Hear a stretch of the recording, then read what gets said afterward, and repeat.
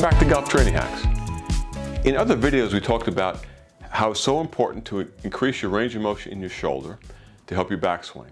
And to do that, you really have to improve the way your scapula moves. Because if you can't retract your scapula into your backswing, you're going to be limiting the amount of distance you're going to get at the top of your backswing. That limits the amount of speed you can develop into impact. And that limits the amount of energy you put in the ball, and that means that you can't drive it as far.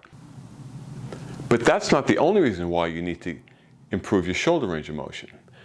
It also has to do with delivering energy into the ball from the front side. And let me show you why. So the scapula is basically the shoulder. Now you need to be able to retract or pull your shoulder back and let it extend. Retract and let it extend.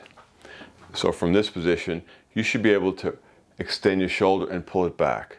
Extend and pull it back. Unfortunately, a lot of us are stuck in upper cross syndrome posture, which means that your upper back, your T-spine is flexed too far forward, so you're kind of hunched over, your shoulders are dumped into the midline, and it gets stuck here. So it becomes very difficult to move your scapula back because your T-spine can't extend, and the muscles in your upper back that are controlling the T-spine become stretched and weakened, and the muscles in the front become tight and contracted, and you get stuck here. So that impacts your backswing, but it also impacts your ability to deliver energy into the ball when you are releasing leg all the way. So at impact, our hips should be open to the target and our shoulders are square to the ball. Roughly 45 degrees if you can get there. Shoulders are square to impact and the club is delofted a bit. Now, to deliver all the energy into that ball, as you are driving into the front side, so your ankle, knee, hip, and shoulder are driving up and back in one line, you still have some lag here. And you don't release the leg at impact completely. Leg should be released out here, roughly 45 degrees in front of impact.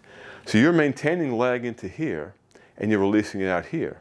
In order to do that, as you are driving this front side into the ground and back, this hand has to pull up and back, not out.